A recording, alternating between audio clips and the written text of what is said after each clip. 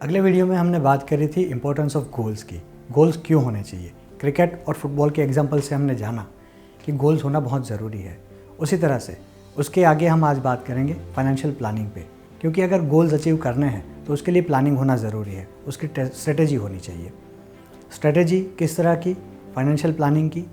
हमने गोल्स तय कर लिए, बच्चों की एजुकेशन, बच्चों की मैरिज, हमारा ड्रीम वैकेशन, ड्रीम होम, बड़ी गाड़ी, वर्ल्ड टूर और हमारी रिटायरमेंट। ये सब गोल्स हमने अचीव कर लिए मतलब अपने दिमाग में अचीव किए अभी तो, और उनके लिए अब प्लानिंग करना ज़रूरी है। कौन सा गोल कब अचीव करना है, घर हमारा कितने का होगा, कितने साल के बाद हम लेंगे, हमारी जो गाड़ी है उसको अगर हम अपग्रेड करना चाहते हैं कौन सी गाड़ी लेंगे, कितने की लेंगे, कितने साल के बाद लेंगे, कब रिटायर होना चाहते हैं। बच्चों की एजुकेशन और उनकी मैरिज की उम्र तो सेम है ही, तो वो सब डिसाइड करना ज़रूरी है। उसके लिए फिर हमें अमाउंट की रिक्वायरमेंट रहेगी। अमाउंट आज जितनी अमाउंट लगती है उतनी फ्यूचर में नहीं लगेगी, उससे ज़्यादा लगेगी। तो वो भी तय करना ज़रूरी है कि हम अपने बच्चों को कहाँ पे पढ़ाना चाहते हैं, उनकी शादी किस तरह से कराना चाहते हैं, किस तरह से घर में रहना चाहते हैं। आज का जो हमारा खर्च है वो फ्यूचर में कितना होगा, उसी के ऊपर डिपेंड करता है कि हम प्लानिंग करके उसको किस तरह से अचीव किए जाए। इसीलिए सब गोल्स के लिए फाइनेंशियल प्लानिंग ज़रूरी है, स्ट्रेटेजी बनानी ज़रूरी है। तो उसके ऊपर हम बात करेंगे। नमस्कार, मैं Dipen Shah, financial certainty coach. हमारी इस वीडियो सीरीज़ में जहाँ पे हम वेल्थ क्रिएशन के रिलेटेड बात कर रहे हैं, अच्छे आइडियाज़ आपको शेयर कर रहे हैं, उसके कंसेप्ट हमसे आपके साथ में शेयर कर रहे हैं, तो उसी में आज हम बात करेंगे फाइनेंशियल प्लानिंग पे।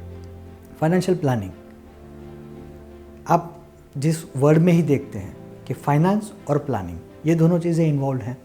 फाइनेंशियल इस तरह से क्योंकि सब चीज़ों में पैसा लगता है और उसका प्लानिंग करना भी ज़रूरी है। तो उसी तरह से आप देखें कि जो भी गोल्स आपके हो रहे हैं उसका प्लानिंग किस तरह से किया जाए। स्टेजेस हैं उसके, किस तरह से उसको वर्कआउट करना चाहिए। सबसे पहले अपना गोल तय करें, उसका टर्म तय करें, उसका टेन्योर तय करें कि कब आपको उस गोल को अचीव करना है। उसके लिए क्या अमाउंट अभी लग रही है, क्या अमाउंट फ्यूचर में लगेगी।